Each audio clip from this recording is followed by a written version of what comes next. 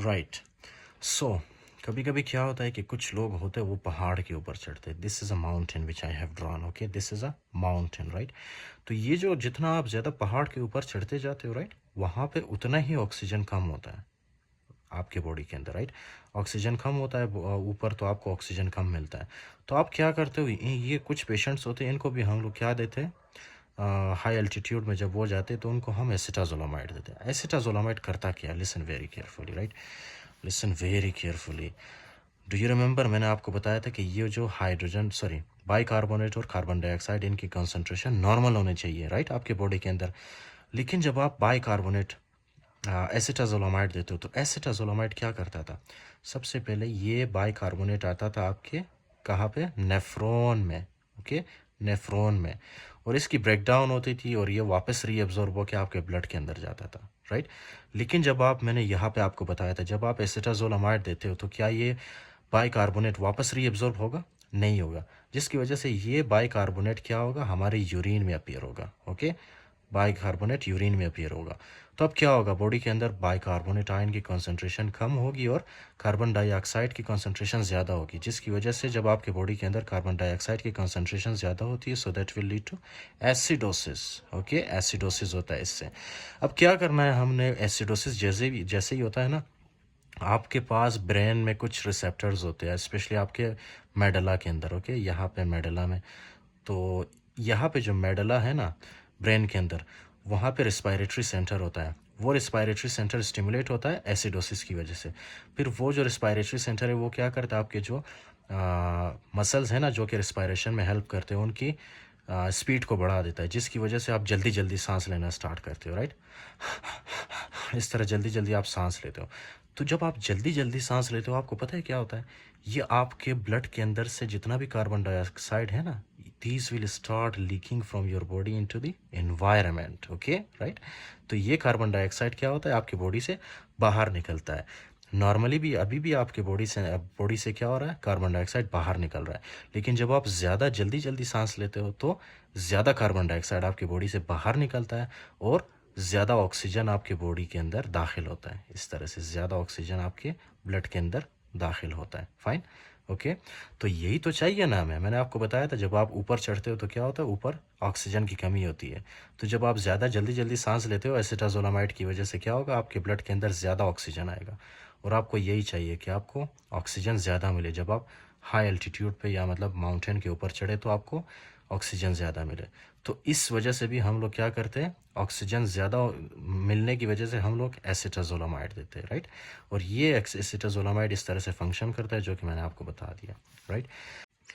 So this was the mechanism of the acetazolamide and carbonic anhydrase, जो कि मैं आपको बता चुका हूँ, राइट।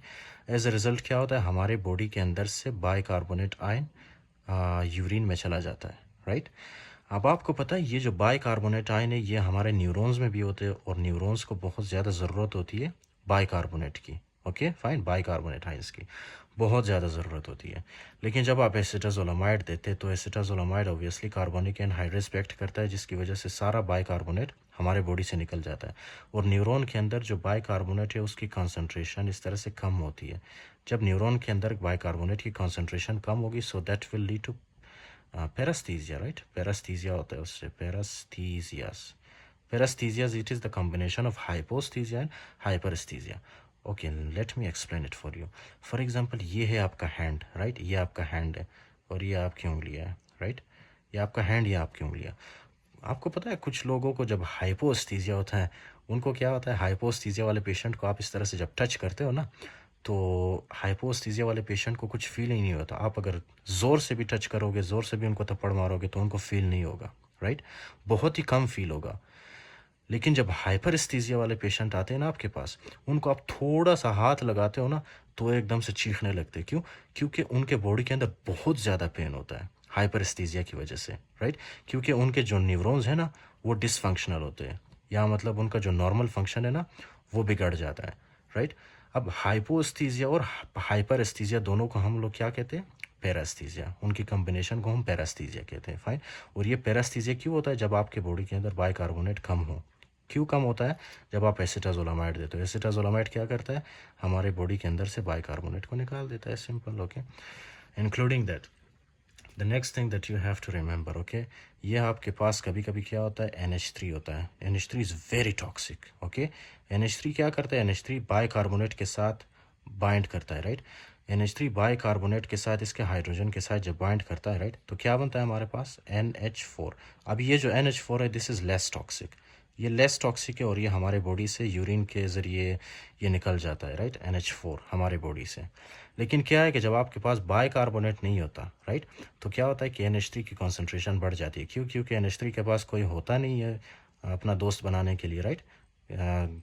तो इसीलिए NH3 की कॉन्सेंट्रेशन बढ़ जाती है, और ये क्या शो करता है, NH3 टॉक्सिसिटी शो करता है। NH3 टॉक्सिसिटी, ये हमारे बॉडी के अंदर टॉक्सिसिटी काज करता है, फाइन। तो ये कुछ फंक्शंस हैं इसके जो कि मैंने आपको बताया, एसिटाज़ोलामाइड कैसे फंक्शन करता है। Okay, so let's read it. Carbonic anhydrase, okay, acetazolamide क्या करता है, कार्बोनिक एनहाइड्रेस को इनहिबिट करता है। This is your carbonic anhydrase, this is carbonic anhydrase, this is carbonic anhydrase, right.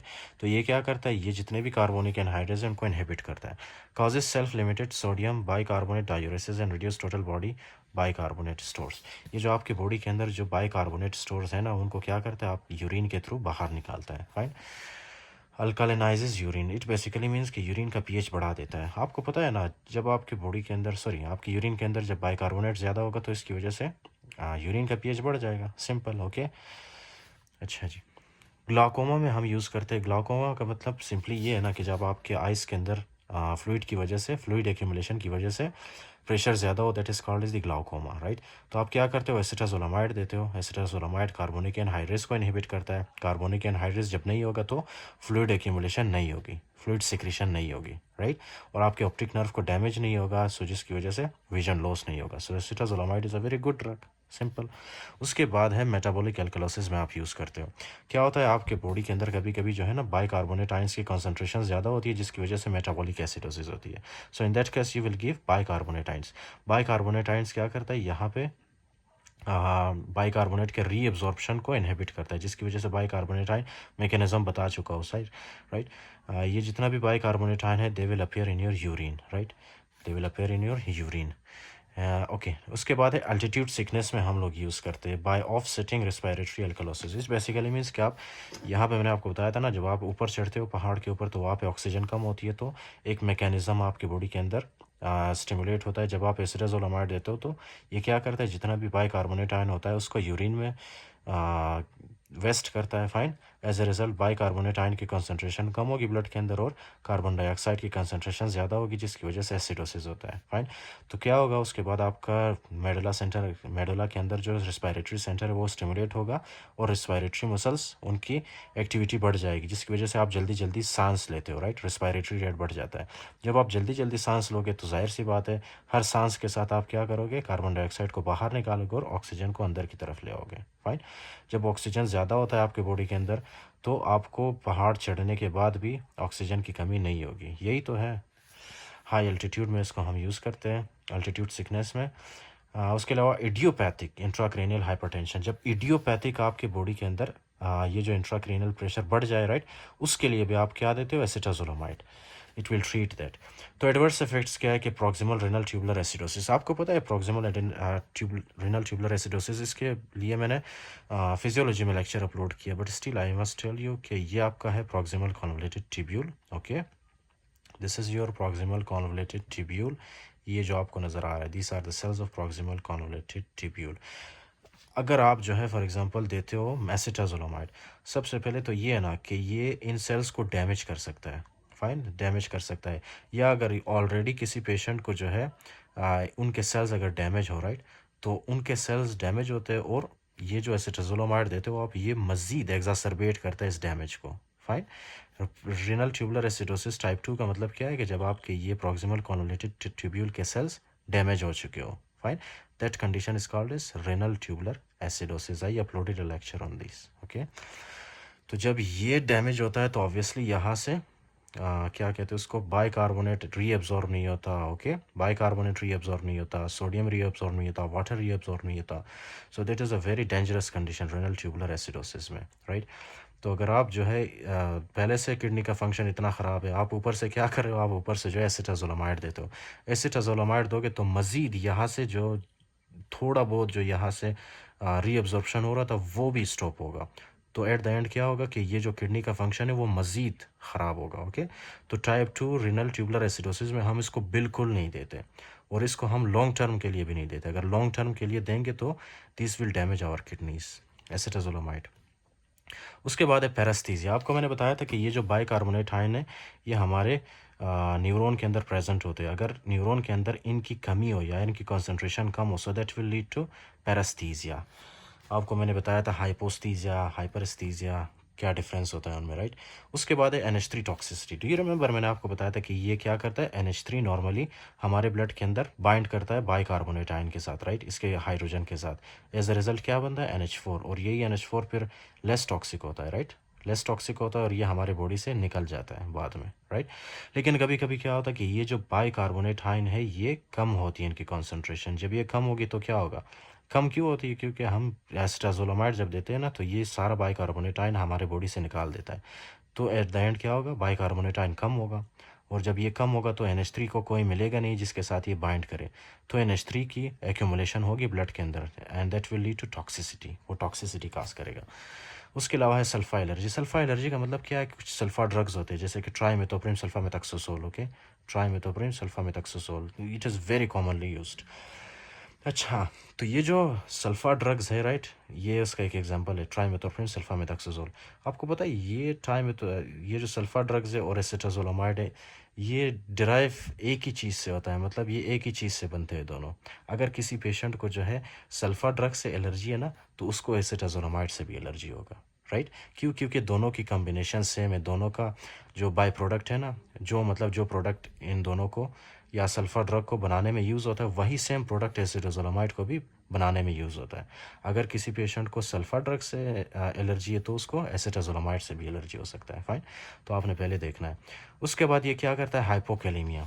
Hypokalemia कैसे करता है, मैं इसका मैकेनिज्म बहुत डिटेल में आपको बताया था मैंने, कि ये सोडियम आता है डिस्टल कॉन्वोलेटेड ट्यूब्यूल में, ये सोडियम डिस्टल कॉन्वोलेटेड ट्यूब्यूल के प्रिंसिपल सेल्स में रीएब्जॉर्ब होता है, फिर प्रिंसिपल सेल्स इस सोडियम को भेज देता है किसके अंदर, ब्लड के अंदर, राइट। एज ए रिजल्ट क्या होगा, ये पंप जब ज़्यादा काम करेगा तो ये ब्लड के अंदर से पोटासियम को बाहर निकालेगा, और पोटासियम हमारी यूरिन में अपीयर होगा, जिसकी वजह से ब्लड के अंदर पोटासियम की कमी होगी, और इस कंडीशन को हम कहते हैं हाइपोकैलेमिया।